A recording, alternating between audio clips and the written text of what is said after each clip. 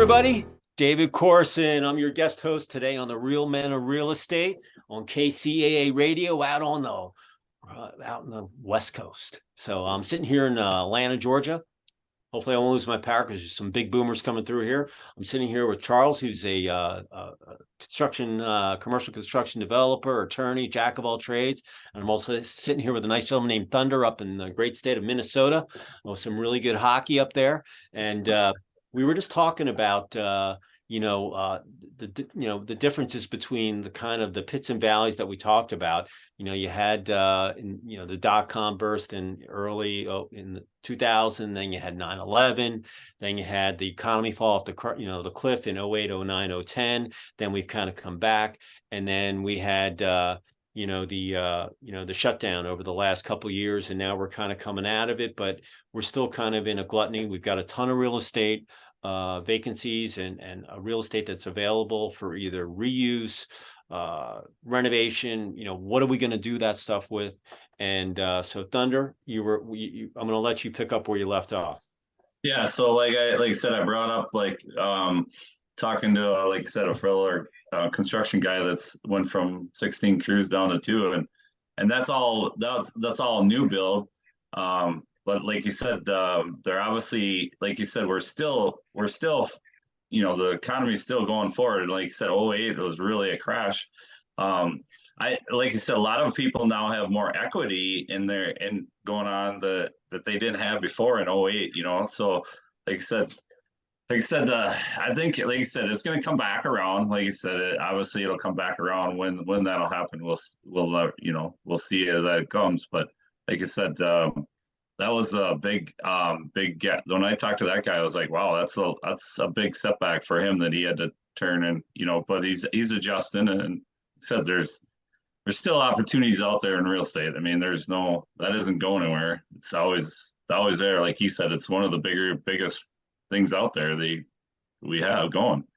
Yeah, Charles, when you said that, here in Georgia, believe me, the home builders, they stopped building because there was very, very little inventory. So when I sold my house in October 21,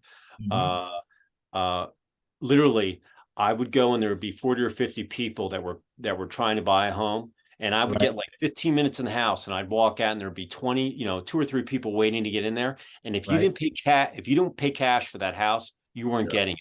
And you were I had to pay about $30,000 over the asking price. And this house was not worth that. But I told my wife, look, we got 5 dogs. We're going to sell our house. I don't want to live in a mobile home or a tent. I can't rent. I got 5 dogs. No one's going to take me because my wife's a rescuer. So, it was and we were going house to house, and we kept getting bumped off, and we had the cash to pay for it. And finally I said, look, you got to find us a house. So this last one, I mean, just to buy the home, no inspection, everything is like, if you want this is the way it is, and there's no negotiation. And luckily the house was only about 5 or 6 years old, and I wanted to be across the river in the other county, but it was close enough so the move was fairly easy for us. But man, it was a pain in the butt. And but literally, my wife would lay in bed every night looking at Zillow, and every house, the minute it went on the market, it was already sold. Under contract. So if you were selling a house in a certain price category, it was unbelievable. It was a seller's market. I mean, it just was, because the inventory wasn't there, because the home builders really did stop. It was the commercial sector that kept on building, and it was wild. I mean, but some like the people that sold their house to us, I was like, where did they go? Right. They moved to Alabama, moved in with their parents. That's where they went. That's a good question. That is, yeah. Where are these people going? Yeah, where are they going? Because the inventory, you can't build a house in a day. Maybe a little house, but a tiny house. But that stuff, it's the reality of it. Where are these people going when they're selling their homes? You know what I think? I think we have different segments of the marketplace. And I think that one of my favorite people is Warren Buffett. And he always talks about in 1929, when there was a crash and things like that, and how the market corrected itself. And you guys probably know, Warren is always saying, don't get out of the market just because times are bad, because it's cyclical and it'll go back up. I think the housing market is in a cyclical state right now. And what happens with people is some people are in their 50s and their 60s and they say, okay, I don't need a large house anymore. I can go rent, or I can go, live with somebody or something like that. But a lot of young people, like Thunder said, he's young. He outed both you and I. He said that we were, maybe the older ones, but that was a joke. But Yeah. So a lot of people like Thunder, who we're expecting to drive this marketplace and drive it back, he's going to have great opportunities as he goes forward, because over the next 10 to 12 years, I think the market is going to come back, and there people are going to be out there that want to work. Like you said, the builder that went down the 2 crews. The pandemic made some people lazy, but one thing that I believe about this country, and that's why I went to the Army, I always believe that this country has an opportunity. Hoorah! That's right. Yeah. This opportunity has an opportunity to rebound, and we're always going to rebound. And I think we're going to rebound really strong from the housing market, because, David, you made a great point. Where are people going to go? They got to have somewhere to go. And I think that, like I said, we're going to have a great rebound. I don't think we'll ever be back in suits and ties again. You can see me, I'm an attorney. I'm not in suit and tie, and that's how I grew up, in a suit and tie, Thunder. That was a natural thing. If you didn't have on a suit and tie and you went to ask for money, you didn't get it. Today, you can have on a nice polo, you can have on a nice shirt, and people will do it. So I think that that we have to change our mindset in terms of what's happening with the real estate market. Guys like us, we're always on board because we love real estate and we want to see the market continue to rebound. I think that the market will rebound. We'll find new people. There's going to be new builders. There's going to be guys like Thunder out there killing it and trying to make changes in the marketplace, and it's just going to boom. I really believe it. That's going to boom. I probably won't be a part of the market, but it'll boom. And that's where I made a big shift too on my end was I raised private money for my flips up to this point, and I still continue and I'm still continuing moving forward. But I'm giving my philosophy is, okay, why don't I? Because we have people have more equity going now. Why can't we? Then I'm approaching them saying, well, hey, why don't we use some of your equity? And I said, not only you have that, and you're going to gain another $10,000 on your money, and you can go on use 5 of it to go on vacation and or whatever you want to, wherever you want to spend it. That's your decision. But I'm like I said, I've made a whole mind shift of like I'm trying to give more opportunities for people that are on the kind of on the sidelines, give them opportunity to invest and then put more money in their bank so they can retire sooner than they wanted to before.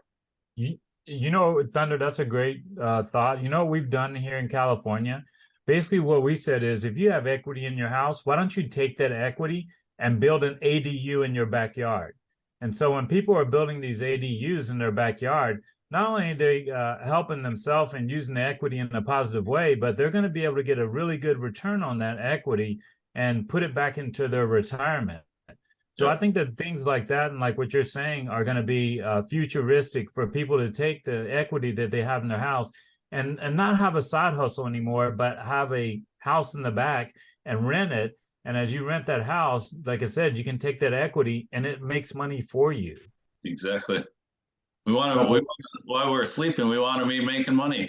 Well, that's what you'll be doing if you build an ADU in the backyard or in one of these houses that you have.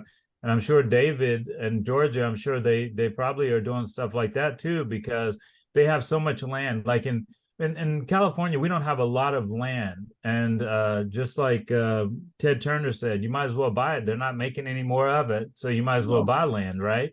Yep. And the thing is that in those places you guys are in, you usually have an acre of land on your house. David, how many acres of land do you have at your house? And well, this one I don't have that. I mean, I'm in a much smaller. I'm only in about a 2,800 square foot house. We bought this house just to live in while we built our other house. And my son was going through FAA mechanic school, and we're a federal contractor too. We own a federal contractor company, so we're builders as well. And I'm a publisher, so I'm a jack of all trades. But when he left, we had the empty nester gig. So we bought a piece of land up on the lake. And here, if you have a piece of land up on the lake and you have a boat dock, your land's worth a lot of money. Right. So right now, I went into a 50 lot subdivision bought the land, and I was supposed to build within a year, break ground, which I haven't done now since I'm old. But in the contract, there was no penalty. So the HOA's all over me. They're like, hey, Mr. Corson, when are you going to buy? When are you going to build? And I'm like, I'm not building at all. So you have two things. You can yell at me, or I'll put a for sale sign up there, and I'll make it worth $1 million. No one's going to buy it. But I'm not breaking ground until I'm ready to, and I'm waiting for the interest rates to come down. Plus, I'm also waiting for some of the products, that volatility on the product side to come down, and then we're going to build our house. And here's the thing: there's a house in the subdivision that's about the same size of ours. They're all southern ranches. They're probably 4,000. You add the basement, it's probably 5,000-6,000 square feet. Right. This house just sold for $2.6 million. Whoa! Right? So I bought my land. I could probably build my house for with the land and everything for $1 million. And I told my wife, I said, look, if someone's going to stroke us a check for $1 million plus on top of, I'm not just going to sell the land, because I get people every day that text me, hey, would you like to sell your land? I'm like, no, because you're not putting any more boat permits on Lake Lanier. It's like an ocean. So I said, let's build a house. Let's go get our construction loan. We're going to act as our own contractor, and we're going to build a house, and then we'll put up. I said, look, and then if we make $1 million on that, my son lives in Charleston. He works for Boeing. And so I said, if you want to be closer to the beach, I've lived here in Atlanta since 92. I don't have to live here. I'm virtual. Maybe we'll go there. But I said, look, I've already had the big house. I don't want the big mortgage anymore. But so I might become a flipper Thunder. Who knows? I mean, it's, my wife's doing that now anyway, basically. It's crazy, but talking about building, like, I'm a federal contractor. The federal government's the largest contracting company in the country, in the world. They've been around. They've been building buildings for 200 years. So I go after small stuff. I'm not going after $30 billion nuclear power plants. I'm just a little guy, But I go on the SAM site and I look at stuff every day, and a lot of these projects no one even bids on, because you have to be, got to be SAM registered to do it. So it's I just look at it, and I know that there's people out there. And but once again, even when the projects that I've been on, I have to find someone locally to get the job done, and it's so tough because they're like, I'm so busy. I can't even get you on the schedule because I don't have the people. Like my son, he went to tech school, so he became an aviation mechanic. Now he's at Boeing. Every day he gets another job offer. But a lot of his friends did the 4-year route. So my whole thing, my magazine right now, is trying to get people to, when they're like 8th, 9th grade, is to plant that seed to become an HVAC tech, to become an electrician, because we need those people. Because real estate is not going to happen if you don't have anybody that's going to build it. And a lot of these people are getting older and they're retired. Labor is the name of the game right now, in my opinion.